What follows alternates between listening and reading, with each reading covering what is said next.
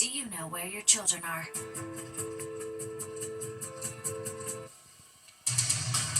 Right now on the 10 o'clock news. Breezy with a chance of showers. Fox 5's tracking some weekend rain and when the temps will take a dip. No deal, no end in sight. Republicans reject a new offer from Democrats to reopen the federal government. And breaking news, shutdown impact deepens. The nation's highest court preventing SNAP benefits from going out to millions of people in need. Good evening. Welcome to the 10 o'clock news. I'm Steve Lacey. Natasha has the night off. The unprecedented shutdown has Americans scrambling. Here are the top headlines. More than 1,000 flights were canceled tonight. A shocking 20% of flights per day could get axed. New Yorkers can expect to see some SNAP benefits, all while the Supreme Court has just ruled the Trump White House can temporarily block full food aid payments. Fox 5's Richard G. Kovis is at LaGuardia, where travelers are already feeling frustrated. But Teresa Priolo kicks off our coverage tonight with the latest from Capitol Hill. Teresa. Yes, Steve, moments ago, the Supreme Court issuing an emergency order temporarily blocking full SNAP payments. These are payments that millions of Americans rely on to eat. And of course, it all comes in the midst of this government shutdown. It's now in its 38th day. Senator John Kennedy of Louisiana characterized the Democrats' approach to ending the shutdown as a fresh coat of paint on rotten wood. If that doesn't tell you all you need to know about the complete stalemate in Congress, I don't know what does. A vote failed in the Senate tonight to reopen the government and pay some federal employees, but the measure failed as it has so many times before. The Democrats' latest proposal offering to end the shutdown in exchange for a one-year extension of health care tax credits and a plan to continue broader talks. That plan immediately rejected by Republicans. Senator Lindsey Graham called it political terrorism, and Senator Susan Collins said she truly does not know what the path forward is. President Trump is saying tonight no lawmaker should be allowed to leave Washington until a deal is made. If we terminate the filibuster, the second vote that we will take will be to open up the country. If the filibuster is not terminated, then we will be in a slog with the Democrats, and very little for either party will be done. Now, the Trump administration also dealing with the significant blowback from the lack of SNAP funding, a result of this shutdown. States like New York have stepped in to fund the program temporarily. The USDA and the Trump administration had been ordered by a lower court to fully fund SNAP through November. But tonight, as we said, the administration gained a big win with the Supreme Court to block that lower court ruling. Now, as we can also tell you, here's David Birdsell talking about the impact on people. We're talking 42 million Americans, about 32%, about 13% of the entire country that is reliant predominantly on SNAP benefits to feed their families. And this overwhelmingly feeds families. The large majority of the people who are fed by SNAP benefits are children. And so if you withdraw those benefits, you create an immediate crisis in household spending, an immediate nutritional crisis all across the United States. Red states, blue states, doesn't matter. Now, tomorrow at noon, the Senate will reconvene, but it is not expected that they will reach a deal. Steve. All right, thanks, Teresa. And while SNAP benefits are about to resume, that is not the same for air travel. 1,000 flights canceled today, and that number only going to get worse. Fox 5's Richard G. Kovis is live at LaGuardia with more cuts on the way. Richard. For sure, Steve. With those 1,000 flights canceled all across the country today, at least most airlines stayed on schedule for Friday. But the Transportation Secretary warns that this is only the beginning. This could get much worse if those air traffic controllers decide to start looking for other jobs. And when we say worse, we mean that that mandate could reach 20%. Here at LaGuardia tonight, moderate delays with most carriers not going beyond 2 hours for departures. With this being the first day of the FAA ordering about 4% of flights canceled, that number will only go up by next week should the shutdown drag on. But for today, most cancellations were concentrated to short-distance flights, according to flight data.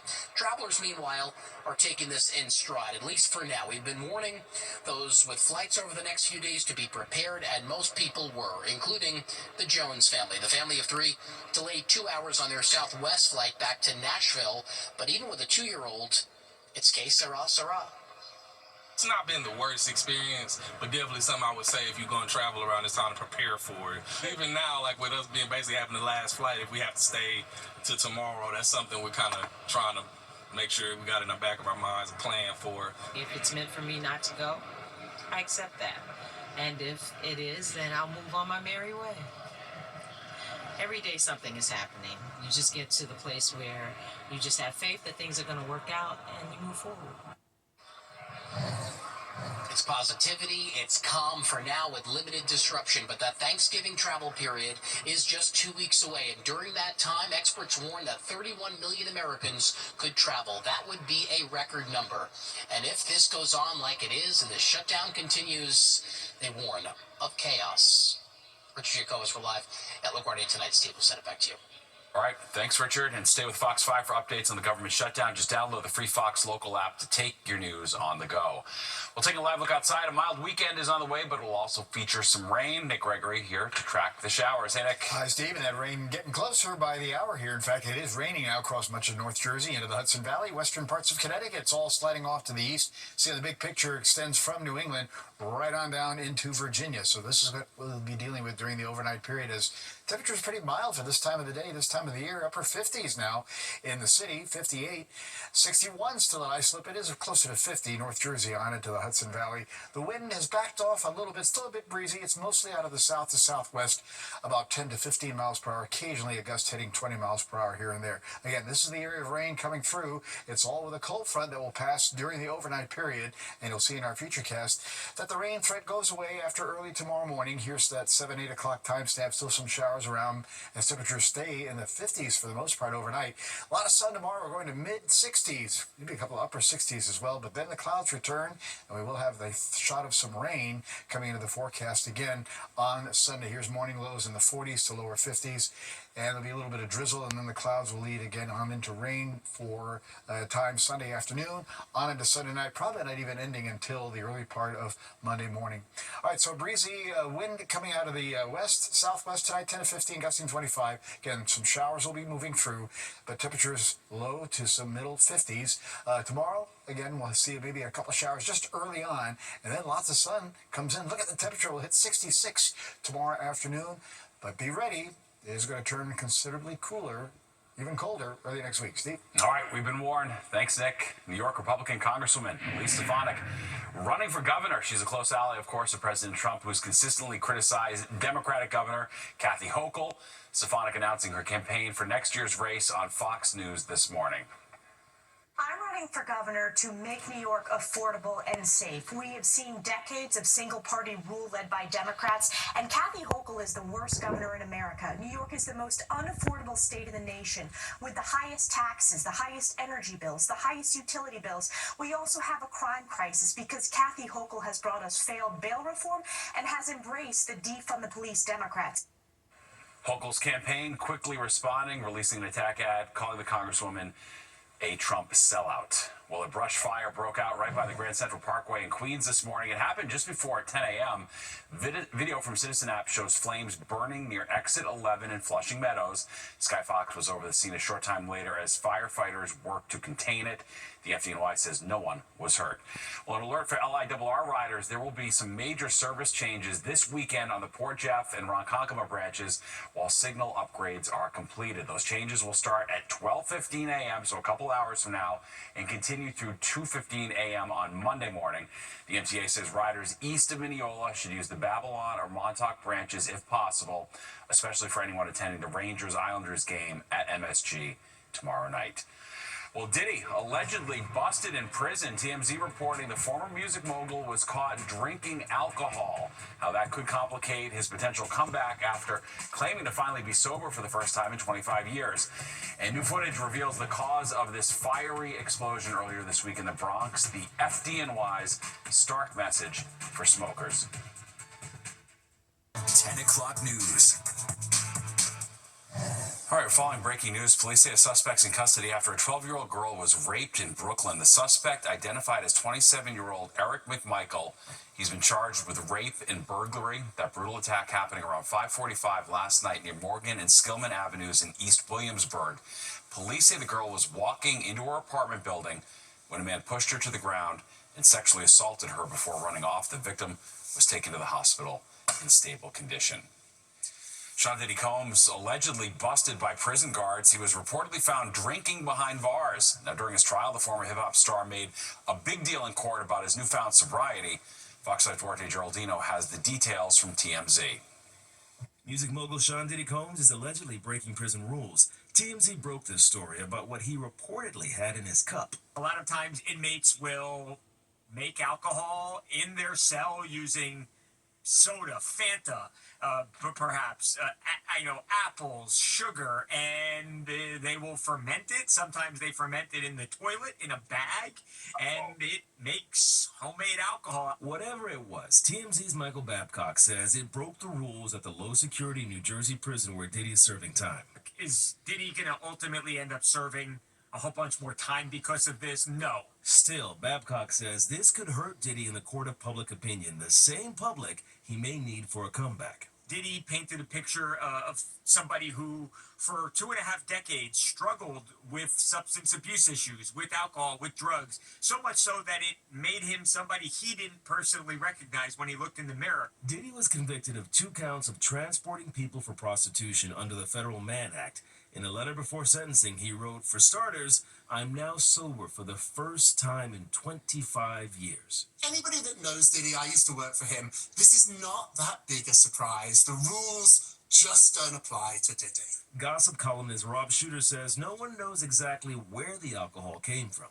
I can't imagine Diddy actually making it. I'm sure other people did it for him, but he certainly enjoyed drinking it. This thing took a couple of weeks to make, but how long has he been there? Diddy moves fast. My insiders tell me he is running this prison. There are other suspicious things about Diddy too. I'm hearing maybe, potentially, he's getting special treatment. Maybe even there's a cell phone involved. Drinking in prison can lead to losing privileges, good time credits, or even time in segregation. Duarte Geraldino, Fox 5 News. The FDNY issuing a warning about properly disposing cigarettes. This comes after officials determined a cigarette was the cause of that massive fire and explosion in the Bronx earlier this week. 7 firefighters in total were injured.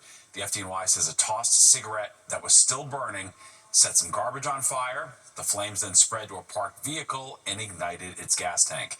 The FDNY has issued a PSA reminding people to properly extinguish cigarettes before throwing them away and to never just flick them. The NYPD today honoring some of its officers who are also Marine veterans. The ceremony at One Police Plaza, just days ahead of Veterans Day, also celebrated the 250th anniversary of the Marine Corps. Among those recognized was Keith Prunty, who was assigned to the NYPD's 9th Precinct. He was paralyzed after being shot while responding to an armed robbery in 1995. I love every second. I love being on the ships. I love splashing off the ships. I had a ball. Tight group. It's a brotherhood. I love it. And there was also a posthumous honoree today, Detective Lou Alvarez, who responded to the World Trade Center attack after the 9/11 attacks. He died 6 years ago of cancer linked to his time at Ground Zero. And Fox 5 proudly salutes our nation's veterans and the organizations that serve them every day. We believe that our veterans deserve to live with dignity and independence, not out on the streets. That's why we're making Camo our cause in support of the Honor U.S. Vets campaign. You can join us by buying limited edition Fox U.S. Vets swag, making a donation, and then wearing camo this Veterans Day. Post your camo on social with the hashtag HonorUSVets. Well, to donate, shop, and learn more on how you can help U.S. vets prevent and end veteran homelessness, scan the QR code you see on your screen, or you can visit go.fox/USVets. All right. Well, first taste of winter in the forecast. Nick is tracking when the cold snap will hit, and Jennifer Williams is serving it up in Westchester. It's a New York slice served on a different type of table. World-class table tennis is taking over Westchester. More after the break. New York City is delivering for you every day, everywhere. Major crime is down citywide. A record number of new homes have been created. And a brand new universal after-school program is available for our kids. With safer streets and thriving small businesses, NYC is delivering for families, making this the best place to raise yours. Find out more at deliveringforyou.nyc. Well, ping pong isn't just a game for the bar. Tonight, the pros are in Westchester for a tennis table tournament, and they're bringing some serious spin. Fox 5's Jennifer Williams shows us every point packs a punch. A lot of finesse. Yeah, it's really fun. Not the ping pong that we play. This weekend, just behind these doors, you can catch world-class ping pong at the Westchester Table Tennis Center. It's literally our backyard. It's awesome. I mean, to have everybody come in from all over the world like this is amazing. One of the newest expansion teams of Major League Table Tennis, the New York Slice, made its home debut. I'm a big New York sports fan, so now I get to be a part of that as well. Head coach Adam Hugh is a Princeton grad who competed in the area. Our team is really deep, and I think the biggest thing actually is their chemistry. They all really love each other. They're pulling for each other. It's very much team-first attitude, so I think that makes us very strong. In its third year, Major League Table Tennis, the first professional team-based ping pong league in the U.S., showcases Olympians and the world's top players. Table tennis is unique already in a lot of different ways, but this league brings a couple new unique rules to the sport. Number one, the golden point. So at 10-10, rather than having to win by 2, there's a sudden death point every single game. It's definitely gaining its popularity throughout the past few years, and I think it's also due to Major League Table Tennis. They've been doing a really good job promoting the sport. It's unbelievable and completely unprecedented, and I'm so happy we get to support the players. Fans also got to play with professionals who could grade their skills using Spindex, the official rating system of MLTT. The format is such that every single game, you're going to be at the edge of your seat. Every point matters. Every different matchup matters, and it ends with the golden game, which is the most exciting thing. So yeah, definitely a lot of energy and a lot of excitement. It's really cool to watch. As a kid that grew up playing here myself, it's definitely very heartwarming to see. I was like on the edge of my seat every time it was like close, so it's really fun. It's pretty intense. Tickets start at just $7 for kids, students, and seniors. You can check out a full schedule at MLTT.com. In Pleasantville, Jennifer Williams, Fox 5 News. That is incredible hand-eye coordination, Nick. I think that's beyond me at this point. Oh my Amazing. That ball's moving so fast, I almost couldn't keep up with it just watching it, right? Yeah, Amazing. pretty wild. So, well, that is pretty wild. Well, we don't have things happening that fast in weather tonight, but we do have some rain in the forecast. But after a mild day, 61 was the high. That's 4 degrees above the average. 41 this morning. We're going to be probably stuck in the low mid-50s overnight, so that's pretty mild. 78, 29 in the records department, and they were quite some time ago. 6:34 your sunrise, now down 4:45. After early morning clouds and some early showers, we'll see a good amount of sun tomorrow. Right now, cloudy, rain about to start in the city. 58 wind variable, mostly southwesterly. Humidity has been increasing, and the pressure just kind of holding steady there, 2973. We are down to 50 or so when you go from Scranton to Poughkeepsie, some 40s in North Jersey, but still upper 50s in the city to Newark. Look at Islip, the warm spot on the map tonight. 61 degrees still at this hour, and these numbers are running, 14 to 16, 17 degrees or so higher than last night, as we still have that south-southwest wind. That's averaging about 10 to 15 miles per hour. Occasionally a little gust getting higher than that, but we'll see rather breezy conditions again tomorrow afternoon, and next week's going to be rather windy around here. Upper 50s, lower 60s today. Look at Newark at 63, but 61 a popular number, again from Long Island down to the shore, and 50s to Boston, across upstate New York, upper 50s there. 60 or greater Philadelphia and southward towards Washington, D.C., and westward towards Pittsburgh, and then even Chicago and Indianapolis popping into the 60s today. So eventually, with our wind coming up out of the west tomorrow, you can see where our temperatures are headed. Well up into the 60s in many areas. Got to get through the showers first. They're across Westchester County up there towards Litchfield County, northwest Connecticut. And again, they're making their inroads towards the city. And the wide view is going to show that that line extends pretty much from New England right on down into portions of Virginia. So not a lot of rain with that line. You can see it's kind of thin, but it'll move on through during the overnight hours into early tomorrow, and then we'll get into that drier weather that's off to the west. Notice another system, though, waiting in the wings. That's going to be our problem for Sunday. So we'll watch for this front through tonight, and take a look at our futurecast now, and it will show that we'll find those showers rolling through. Watch the timestamp. We get about 8 o'clock in the morning. Showers about to end here from the city on eastward, and then the sunshine comes in and the temperatures warm up, and that westerly wind gets a little breezy in the afternoon, pushing mid to some upper 60s. But then the clouds gather tomorrow night. Here Sunday, 8 a.m. already, rain knocking on our door here. So that's going to be moving through for the morning and into the afternoon. Into Sunday night, likely still seeing some more rain. probably not even getting out of here until some part of Monday morning. Then it turns windy, and then it's going to turn colder. And we'll see chilly weather lasting through much of next week. All right, 54 tonight in town. Showers again moving through. The breeze still a bit gusty, and the temperature staying mild, 50 or so as you get towards some of those coolest areas. Saw a couple of those upper 40s around there as well. All right, tomorrow again, the early showers, then sunshine comes back with some clouds and a milder day. 66 the high for tomorrow. Now, as we head in towards Sunday, and our 7-day disappeared here. I wonder why that happened. All right, we'll get to it here in just a second. As we head in towards Sunday, our forecast is going to show temperatures back into the low 60s, but again, we'll see the rain come back, and that will last into early Monday morning. Then some sun, but a windy day and a cooler day, only 52. Look at Veterans Day. 46 is the best we'll manage with a gusty wind, 30s in the morning. And then it stays windy Wednesday, Thursday, Friday. Low 50s is the best we'll manage at that point. Probably even by Friday, not getting over 50. We'll get back to more of the 10 o'clock news after this timeout. All right, time now for a look ahead at some events happening this weekend. A sure sign of Christmas, this year's Rockefeller tree arrives in New York City tomorrow. The 75-foot Norway spruce is coming from the town of East Greenbush. Over the next month, it'll be decorated with more than 50,000 lights and topped with a Swarovski star. The tree lighting ceremony takes place on December 3rd. Looking for a laugh? The New York Comedy Festival is underway. It runs through November 16th. Some of the top acts include Louis C.K., Trevor Wallace, and the cast of St. Denis Medical. Ticket info can be found at nycomedyfestival.com. New York City Department of Records today held a book sale of what was previously city property. Items like a first edition copy of Shirley Chisholm's memoir or the comprehensive history of Broadway were available to the public, with prices of the collectibles ranging from $2 up to $150. The oldest book offered was The History of the City of New York, dating all the way back to 1853. All right, that does it for us tonight. If you missed any part of the 10 o'clock news, you can always catch an encore on our free streaming app, Fox Local, where you can stream our newscast anytime. Have a great night.